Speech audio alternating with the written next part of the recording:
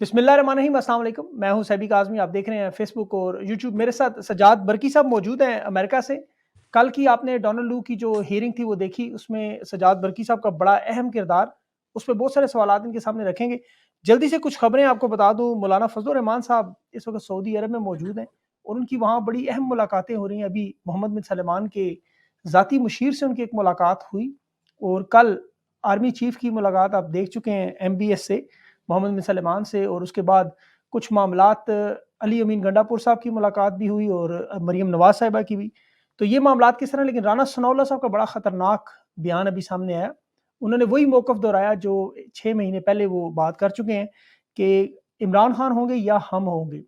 हुकूमत से वो 6 महीने का वक़्त भी साथ बता रहे हैं कि जो इमरान खान की बात थी 5 से 6 महीने हुकूमत नहीं चल सकती। लेकिन उनकी ये स्टेटमेंट बड़ी ख़तरनाक थी और ये बड़ी गैर जमहूरी बातें थी कि या इमरान खान होंगे या हम होंगे। ये मामला बड़ा ख़तरनाक है। अमेरिका से जो मामलात हैं वो आपके सामने हैं। डोनाल्ड लू साहब की जो हियरिंग थी कल, सेनेट की कांग्रेशनल हियरिंग, उसमें आपने देख लिया। इस वक़्त अमेरिका में मुख्तलिफ जो सेनेटर्स हैं उनकी भी इस वक़्त जो स्टेटमेंट्स आ रही हैं कि अगर इलेक्शन के मामले पर ये मामलात सीधे नहीं होते तो इन्हें बंद करनी होगी पाकिस्तान की इमदाद। ये बड़ा ख़तरनाक मामला है कि इमदाद से रिलेटेड बहुत सारी चीज़ें जुड़ी हुई हैं। इसके साथ-साथ आज तहरीक-ए-इंसाफ के वफ़द की जमात-ए-इस्लामी से भी मुलाकात हुई है और बहुत सारी चीज़ें इस वक़्त डेवलप हो रही हैं। सजाद बरकी साहब मेरे साथ मौजूद हैं, उनसे तफ़सील से इन तमाम चीज़ों पर बात करते हैं। बरकी साहब, बहुत-बहुत शुक्रिया आपका। सबसे पहले तो जो कल आपकी जो कांग्रेशनल हियरिंग थी, उसके पीछे बैकग्राउंड में आपका एक बड़ा होमवर्क था। मुझे याद है आपका पहले इंटरव्यू किया था आपने 31 सेनेटर्स की जो लेटर्स थे, जिसमें वो आपके ग्रेग कांग्रेस की जो रहनुमा हैं, जी। उनसे, ब्रेड शर्मन से, बहुत सारे लोगों से आपकी गुफ्तगू-शुनीद भी होती रही, जिसका नतीजा हमने कल देखा। इमरान खान ओवरसीज़ पाकिस्तानियों को अपना एसेट कहते हैं, लेकिन कल आपने ये दिखा दिया। ये बताएँ कि अब ये जो हियरिंग में कंक्लूजन क्या निकला है? क्योंकि ये तो अपना एक वर्जन दे रहे हैं कि डोनाल्ड लू को उसने तो डिनाई कर दिए सारे एलिगेशंस। स्टेट डिपार्टमेंट की क्लोज़िश वाली बात भी बड़ी सामने आई। बहुत सारी चीज़ें इस वक़्त जो है वो मुतज़ाद हैं। इस वक़्त करंट सिचुएशन क्या है? कहाँ खड़े हैं हम लोग? देखिए, थैंक यू सभी भाई, बहुत मेहरबानी आपकी। जैसे आपने कहा कि बड़ी मेहनत से ये हमने हियरिंग जो है इसको लेके आए कंग्रेशनल हॉल्स में। देखिए, पर्पस जो है इस हियरिंग का, ये एक ट्रायल नहीं है डोनाल्ड लू का, ये है एक हियरिंग है जिसपे कि आपने पाकिस्तान के इशू को कांग्रेस के सामने पेश किया है कि पाकिस्तान में इस वक्त क्या हो रहा है और पाकिस्तानी अमेरिकन कम्युनिटी उस पर कितनी डिस्टर्ब्ड है। तो इसको इस्टेब्लिश करना था और इसकी इम्पोर्टेंस जो है वो बतानी थी अपने कंग्रेशनल लीडर्स को कि पाकिस्तान पे आप जरा गौर करें, सिर्फ स्टेट डिपार्टमेंट पे इसको मत छोड़ दीजिए। तो I think we were able to accomplish that. मैं कुछ थोड़ी सी और बातें भी करूंगा, जी, लेकिन जो आपने बात की ना कि उसने डिनाई कर दिया, ये वो दैट वाज एक्सपेक्टेड। हम कभी भी ये नहीं समझते थे कि वो वहां पे बैठ के मान जाएंगे कि मैंने ये बिल्कुल। थ्रेट किया था, ऑब्वियसली जी, नॉट। तो लेकिन हम समझते हैं कि इससे अब एक नई डिबेट जो है उसको शुरू होना है कि अगर डोनाल्ड लू ने ये पब्लिकली बैठ के कह दिया है कि जी मैंने तो ये बात नहीं कही, इट्स अ लाई, तो अब द नेक्स्ट क्वेश्चन इज कि वो फिर साइफर कैसे जनरेट हुआ? हुँ, क्या वो साइफर जो है वो किसी ने, असद मजीद ने किसी के कहने पे बनाया था और वो पेश किया गया पाकिस्तान के अंदर? ये तो फैक्ट है कि वो साइफर वो आया, उस पर जी, डिमार्च भी हुआ, उस साइफर पे NSC की मीटिंग्स भी हुई और उस 2 पे मीटिंग। कहा गया, जो डिबेट जो है वो फिर से शुरू होनी चाहिए कि ये साइफर किसने क्रिएट किया और इसका पर्पस क्या था। क्या बाजवा साहब ने असद मजीद को कह के ये साइफर बनवाया किसी पर्पस की खातिर? क्योंकि ये तो अब डिसाइड हो गया कि जी साइफर तो है और डोनाल्ड लू कहता है कि मैंने ये बात नहीं की, तो फिर कैसे ये साइफर जो है क्रिएट हुआ? व्हाट वाज द जी, purpose? So that's besides the point. जी। हमारा जो अच्छा, बरकी साहब, ये यहाँ एक क्वेश्चन जो अभी मैथ्यू मिलर की जो स्टेट सेक्रेटरी है उसकी एक प्रेस ब्रीफिंग में क्वेश्चन था प्रॉपर, जिसमें उसने कहा था कि एक क्लोज़िश हैं उसके जो मंदरजात हैं साइफर के, उसने एक एक्सेप्ट किया ऑलमोस्ट कि बिल्कुल वो था, एग्ज़िस्ट करता है। तो एक स्टेट डिपार्टमेंट का बंदा उसको, गवर्नमेंट का रिप्रेजेंटेटिव जो है वो एक्सेप्ट कर रहा है और डोनाल्ड लू भी स्टेट एहलकार है, हुकूमत का एहलकार है, वो बैठ के सेनेट की हियरिंग में झूठ बोल रहा है। तो क्या वो बच सकता है वहाँ इस तरह की जमहूरियत में? मेरा ख्याल है कि जी इस पे जरूर बात होगी। ये इंटरनल मैटर है, देखें ये चीजें पब्लिक नहीं होती कभी भी, ये एक इंटरनल मैटर है और मेरे ख्याल जो कंग्रेशनल लीडर्स हैं वो इसको जरूर फॉलो अप करेंगे। और हम से समझ रहे हैं कि कल की जो हियरिंग हुई है, देखिए ये एक हियरिंग थी एक सब कमेटी की ऑन साउथ एशिया। ये हियरिंग जो है अब इससे इसके जो रिकॉर्ड है वो जाएगा to the foreign affairs committee, जो पूरी की पूरी कमेटी है फॉरेन अफेयर्स की, और there is a good possibility कि वो इसको और गौर से देखें इस सारी बात को, and they can ask for another hearing on the same same subject. तो ये इस मामला कमेटी भी की खत्म जो नहीं। चेयरमैन है जो एबिगेल स्पेलबर्गर, वो आप मेरे ख्याल में आपकी उनके साथ मुलाकातें भी हुई हैं शायद। जी नहीं, ये जो फॉरेन अफेयर्स कमेटी कांग्रेस की है ना, इसके चेयरमैन है माइकल मैकलेन, माइकल मैकॉल। जी, जी। तो वो कल आए भी थे, उन्होंने कल स्टेटमेंट भी थी। नॉर्मली जो चेयर होता है फॉरेन अफेयर्स कमेटी का, वो सब कमेटी की हियरिंग में नहीं आता, but he came specially and he made a statement over there. Ji.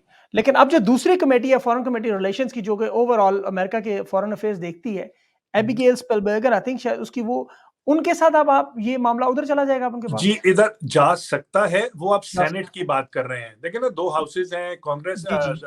House है और एक सेनेट है। तो हुँ। ये सेनेट की तरफ हम इसको बिल्कुल ले जाना चाहेंगे अब, कि इसी तरह की एक हियरिंग सेनेट में भी हो और अच्छा। उसमें भी ये सवाल पूछा जाए, which will be more high powered. हुँ। या अच्छा, आप लोगों ने धांधली पर तो मेरे ख़्याल में कमिश्नर चड्ढा साहब की वीडियो हो या मुख्तलिफ सबूत जो थे, वो शायद अभी कुछ ऐसा भी है कि आप लोगों ने पहुँचा दी हैं? इस तरह की खबरें भी आ रही हैं कि धांधली जी। से मुतल्लिक, इसलिए कि धांधली के पर कल उनका बड़ा स्ट्रॉन्ग स्टांस था, और आपके जो रिप्रेजेंटेटिव हैं रोक खन्ना, वो तो कह रहे थे कि सैंक्शंस तक लगानी चाहिए अगर वहाँ पे इंतखाबात ना हो अमेरिका से। जी। तो जी, जी। तो उस पर अब अनफॉर्च ये जी। अनफॉर्चुनेटली रो खन्ना वहां पे आप पहुंच नहीं सके, उनकी कुछ और हियरिंग्स चल रही थी। He was a very very strong हमारा कैंडिडेट थे वो, इसलिए उन्होंने बाद में ये एक स्टेटमेंट दी हियरिंग के बाद। इसके मुतालिक ग्रेग कसार ने बहुत अच्छा रोल प्ले किया, ब्रैड शर्मन ने बहुत अच्छा एक रोल प्ले किया वहां पे। देखें, जो हमारा मकसद था वो था कि जो चीज़ें पाकिस्तान में हो रही हैं उनको हाईलाइट किया जाए। हुँ। अ, वहां पे देखिए, डोनाल्ड लू is a senior officer of the state department. एक जी। प्रोटोकॉल है वहां पे, वो उससे जो चीज की जाती है वो उसकी रजामंदी के साथ होती है। तो हुँ। हेयरिंग में अगर कोई हम चलाना चाहें किसी किस्म की वीडियो या कोई चीज, and if Donald Lu says no, I don't agree with it, तो वो बिल्कुल। नहीं चलाएंगे, एक एग्रीड। प्रोटोकॉल है उनका। बिल लेकिन मैं जो एक दो चीजें आपके साथ शेयर करना चाहता हूं कि हम जी, करने जी। करना क्या चाहते थे। देखिए, हमारा जो सारा का सारा नैरेटिव है वो क्या है कि इलेक्शंस जो है दे वर स्टोलन। ये हुँ। वहां पे सब कांग्रेसमैन ने ये बात की और ये ऑन रिकॉर्ड आ गया कि the elections were stolen. Imran Khan was falsely imprisoned, ये बात भी बार बार वहां पे की गई, और उसकी लाइफ इज इन डेंजर। ये भी ऑन रिकॉर्ड आ गई ये बात कि जी। जुडिशरी हमारी कॉम्प्रोमाइज्ड है। इस पे भी बात की कांग्रेसमैन ने। इस बात पे भी बात की गई कि US is too soft on जो रिजल्ट्स हैं वहां पे करंट हुँ। गवर्नमेंट के, ये भी बात की गई। लोगों को अबडक्ट किया गया और फॉल्सली चार्ज किया गया, ये भी बात वहां पे ऑन रिकॉर्ड लाई हुँ। गई। ह्यूमन राइट्स की इंटरनेट इंटरनेट शटडाउन, जी। इलेक्शंस को कॉम्प्रोमाइज करने के लिए, इसके पे भी वहां पे बात की गई। वोट काउंट का फ्रॉड, बहुत लोगों ने, बहुत कांग्रेसमैन ने इसको पॉइंट आउट किया कि there was fraud in in the vote count. तो ये सब चीज, और जो मैं समझता हूँ सबसे इंपॉर्टेंट चीज जो वहां पे जो बार बार आई, कि मिलिट्री जो है उसको हम यूएस प्रायोरिटी दे रही है सिविलियंस पे, और इस पे नजरसानी होनी चाहिए। तो I think those were the accomplishments जो हमारी हुँ। हैं, कि हमने अच्छा, ऑन रिकॉर्ड ये चीजें ले आए। जी। बल्कि साहब, ये एक किस्म का देखा जाए तो आप यूएस गवर्नमेंट को डायरेक्ट एक किस्म की इंटरवेंशन भी तो करवा रहे हैं कि आप उनसे कह रहे हैं कि आएँ, पाकिस्तान के इलेक्शन को भी देखें, पाकिस्तान की जुडिशरी को भी देखें, पाकिस्तान के अंदर जो केसेस चल रहे हैं उन्हें भी देखें। ये एक तरफ आप उन्हें बता रहे हैं, जबकि इमरान खान का बड़ा क्लियर स्टांस था कि हमें मतलब एब्सोल्यूटली नॉट वाला मामला था कि हमें यूएस के साथ कोई ऐसी मदद नहीं चाहिए उनसे। लेकिन ये तो बराह रास्त अगर कांग्रेसमैन देख रहे हैं तो ये तो मुदाखलत नहीं? नहीं, देखिए, मिसअंडरस्टैंड मत कीजिए इस चीज को। जब हम जी। कहते हैं कि ये चीजें वहां पे हो रही हैं, तो हम कहते क्या है कि आप जिस गवर्नमेंट के साथ डील कर रहे हैं, वो गवर्नमेंट ये सब चीजें वहां पे कर रही है। तो बिल्कुल। आपकी डीलिंग उनके साथ जो है, उस गवर्नमेंट के साथ, इस बेसिस पे होने चाहिए कि वो एक लेजिटिमेट गवर्नमेंट नहीं है। और यू हैव टू पुट, और सैंक्शंस की बात बिल्कुल होगी, क्यों ना हो सैंक्शंस की बात। देखें जी कि अगर आप एक वहां पे मुल्क में जुल्म ढा रहे हैं, गलत हुकूमत बनाई है, डेमोक्रेटिक रूल्स को आपने खत्म कर दिया है, तो सैंक्शंस होनी चाहिए। और वो मुल्क पे नहीं होंगी, वो इस गवर्नमेंट पे वो सैंक्शंस होंगी जो करंटली वहां पे बैठी हुई है। लेकिन वो सैंक्शंस जो वो इनडायरेक्टली तो अवाम की तरफ ही जाएंगी। महंगाई का तूफान आएगा, अगर आईएमएफ के पैसे रुकते हैं या किसी देखिए किस्म का मामला रुकता है, तो उसका अल्टीमेटली जो प्रॉब्लम तो अवाम की तरफ आएगी। तो आपको लगता है कि ये वेनेजुएला की तरह, जिस तरह या अफ्रीकन कंट्रीज में जहां डेमोक्रेसी नहीं है, वो डिक्टेटरशिप को अमेरिका सपोर्ट नहीं करता, ये उसी तरह का मामला आप सामने रख रहे हैं उनके? नहीं जी, हमारा हमारा फोकस है कि यहाँ से इतना प्रेशर क्रिएट किया जाए कि जो बाइडेन एडमिनिस्ट्रेशन है वो इस करंट रिजीम को एक्सेप्ट नहीं करे, वो इस हम्म, करंट रिजीम को मराद देनी बंद करे, वो इस करंट रिजीम के साथ जो बिजनेस करती है नोइंगली कि they are not an elected government, वो खत्म हो। That is the whole idea behind it. ठीक। लेकिन अभी हम देख रहे हैं डोनाल्ड ब्लूम की मुलाकातें भी हो रही हैं। अभी वो सदर जी। ज़रदारी से भी मुलाकात करके शहबाज शरीफ से भी मिले। कल जेन मैरियट है, खैर वो तो यूके की है, लेकिन फिर भी मुलाकात हो रही है उनकी। तो इनके मामलात तो बिज़नेस एज़ यूजुअल चल रहा है। जी बिल्कुल, दैट्स यू वेरी राइट, क्योंकि ये सब के सब लोग हैं representative of Biden administration and the state department, और हम इन्हीं पे इसीलिए ये प्रेशर डालते हैं यहाँ से कि हमारे जो लीडर्स हैं, हमारे यहाँ के जो कांग्रेसमैन हैं जो हमें रिप्रेजेंट करते हैं, वो इन लोगों पे जाके प्रेशर डालें कि आप ये सब चीजें क्यों कर रहे हैं। आपने देखा कि कल ब्रैड शर्मन ने बड़ी ओपनली वहां पे डिमांड किया कि एम्बेसडर ब्लूम जो है वो जाके इमरान खान से मिले पर्सनली। मुलाकात करें। जी हाँ, उनसे मुलाकात बिल्कुल। करें, तो हम जी। अपना प्रेशर इन्हीं के थ्रू आगे जो है वो डाल सकते हैं। अभी इन मामलात का आपको एक तो चलें आपकी ये सारी बातें यूएस ने मान ली, उन्हें मानते हैं कि डेमोक्रेसी नहीं है, वहाँ पे इलेक्शन स्टोलन है, रिग्ड है, इमरान खान जेल में है, लोगों के साथ ह्यूमन राइट्स वायलेशन हो रही है, सब कुछ। लेकिन इसका अल्टीमेटली हल क्या है कि वो ज़्यादा से ज़्यादा क्या कर सकते हैं और ये मामलात किस तरफ जा सकते हैं? देखें जी, हल जो है वो है, सबसे पहली बात जिसका कि कल भी जिक्र किया गया, और ग्रेग कसार ने बार बार उससे पूछा भी कि क्या आप इस गवर्नमेंट को रिकग्नाइज करते हो, और मेरा ख्याल है कि डोनाल्ड लू ने थोड़ा सा उसको मिस्टेकनली जवाब दिया कि हम ऐसे करते ही नहीं है किसी गवर्नमेंट को recognise, which is wrong, they have done this before. तो इस तरह के प्रेशर्स हम क्रिएट करना चाहते हैं कि यहाँ से एक जो होता है ना फ्री एंड क्लियर मैसेज, वो ना जाए पाकिस्तान को कि जी आप जो कुछ कर रहे हैं वहां पे वो ठीक है।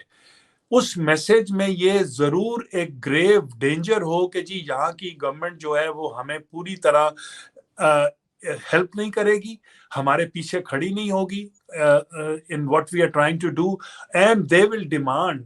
कल यहाँ तक भी बात की गई कि इलेक्शन जो दोबारा करें। इलेक्शन में जो कुछ सीट्स हैं उन पे री इलेक्शन किया जाए। जी, सो बिल्कुल। ये वाले प्रेशर्स जो हैं इनको हम प्रमोट करते हैं। बिल्कुल सही। मूविंग फॉरवर्ड आपके अभी अब नेक्स्ट प्लान क्या है? कि आप इसको क्या सेनेट की हियरिंग की तरफ लेके जा रहे हैं? मज़ीद जो अपने राब्ते बढ़ाएँ, क्योंकि आपके इलेक्शंस जो नज़दीक आते जा रहे हैं और डोनाल्ड ट्रम्प साहब की जो विक्ट्री है वो बड़ी क्लियर नज़र आ रही है, और जहाँ तक अखबारी रिपोर्ट्स हैं, एरिज़ोना में उनकी एक पाकिस्तानी कम्युनिटी से इंटरेक्शन थी, उसमें भी जी उन्होंने इमरान खान के बारे में बातें की, फिर कुछ बैकडोर चैनल्स भी चलाए जा रहे हैं, जहाँ तक मेरी मालूमात है, इवांका ट्रम्प, जैरेड कुशनर के साथ। तो ये मामलात भी किसी तरह आपको लगता है कि बहुत बड़ा कदम आगे पाकिस्तान के जो मामलात हैं उनमें असर देखिए कर जी, सकता है? कोशिश है, हमारी कोशिश है। देखिए देयर आर नो गारंटीज, हम ये कभी भी नहीं करेंगे, कहेंगे कि जस्ट बिकॉज के गवर्नमेंट चेंज हो जाएगी तो everything will be fine. Hmm, policy change आती है विद एवरी न्यू गवर्नमेंट, और हमें उम्मीद है कि अगर नई गवर्नमेंट आती है तो इसको एक दफा फिर से देखेगी पाकिस्तान पॉलिसी को।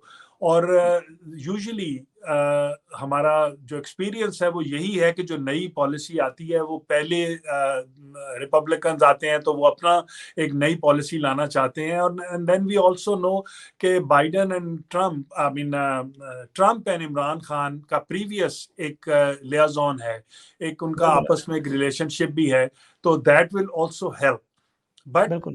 हम कभी भी ये नहीं यहाँ पे बैठ के डिमांड करते कि जस्ट बिकॉज के डोनाल्ड ट्रंप आएगा तो डोनाल्ड ट्रंप आके पाकिस्तान में पटियाला जेल के दरवाजे खुलवा देगा, खुलवा ऐसा देगा या इमरान खान को पावर में ले आएगा। ना ही हम ये डिमांड करते हैं और ना ही हम इस चीज को प्रमोट करते हैं। हम बिल्कुल, उनसे जब बात करते हैं तो यही कहते हैं कि प्लीज आप जाके वो एक्शंस लीजिए which are best for democracy in Pakistan. That's बिल्कुल। What we want. Imran Khan भी यही बात करते हैं, फेयर एंड फ्री इलेक्शन की बात करते हैं। इमरान खान ने कभी नहीं कहा मेरे ख्याल में कि मुझे वज़ीर-ए-आज़म बनना है या मेरा जी। इक़्तिदार का रास्ता हो। वो भी फेयर एंड फ्री इलेक्शन, और फेयर एंड फ्री इलेक्शन आपको पता है वो हो तो लाज़मी सी बात है उन्होंने जीतना है, तो यस। अल्टीमेटली बात वही है। लेकिन डोनाल्ड ट्रम्प साहब की जो पॉलिसीज़ हैं अगर देखा जाए, उनका जो मंशूर है, जो जैसे दोनों पार्टीज़ का होता है, तो वो बड़ा क्लियर है। साउथ एशिया के बारे में ख़ास तौर पे या मिडल ईस्ट के बारे में, वो वहाँ जी। से ट्रुप्स निकालने, इन्वेजन के खिलाफ, ना उसमें किसी मुदाखलत की हटने का, तो एक बड़ा क्लियर स्टांस तो है उनका इस तरह। या देखिए जी, उसका क्लियर, और मेरा ख्याल है कि जो इसका बहुत सा फॉल आउट जो है वो पाकिस्तान ने ही बेयर किया है और इमरान खान ने उसको बेयर किया है। कि अगर आपको याद होगा कि ये पुल आउट जो था अफगानिस्तान से, ये पॉलिसी ट्रंप की थी। बिल्कुल उन्होंने सही। ही ये सारा का सारा फैसला किया था, लेकिन उसके बाद जो एक्चुअल पुल आउट हुआ वो बाइडेन एडमिनिस्ट्रेशन के दौर में हुआ और बिल्कुल। It was not done the right way. It अच्छा, अभी सर एक आखिरी क्वेश्चन ये कि मुफ़ाहमत के बारे में जो पाकिस्तान में बातचीत हो रही है, आपको पता है बहुत सारी काविश भी हो रही है, अभी खान साहब को कुछ दोबारा कोशिश भी की गई, आगे भी मज़ीद होंगी। लेकिन राना सनाउल्लाह साहब ने बड़ा ख़तरनाक बयान दिया अभी, जो कि इधर इमरान खान या हम, बड़ा गैर जमहूरी बयान था उनका। तो इस तरह के मामले को आप कैसे देखते हैं? आप तो वहाँ से बिलाशुबा, आपका तो अमेरिका में डोमेन है, लेकिन फिर भी उसके बावजूद ये सियासी पॉलिटिकल फ्रेमवर्क में इस चीज़ को आप कैसे देख रहे हैं?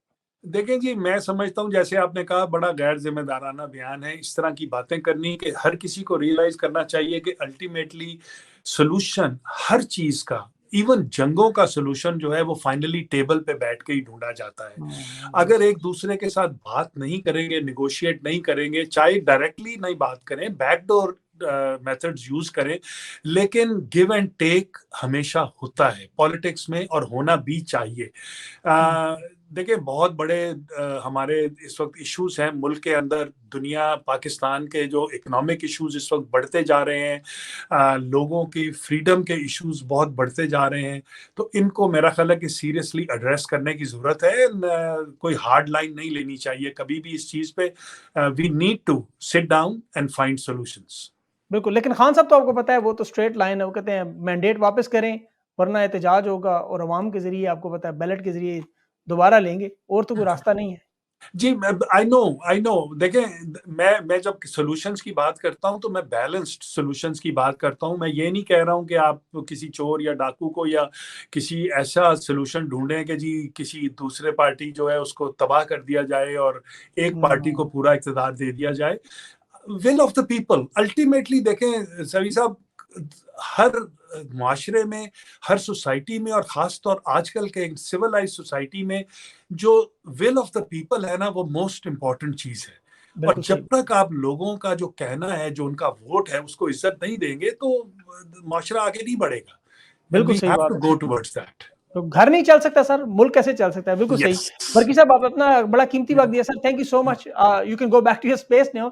इंशाल्लाह विल बहुत टॉक शुक्रिया। Later more. Thank you so much. बहुत अल्लाह शुक्रिया। थैंक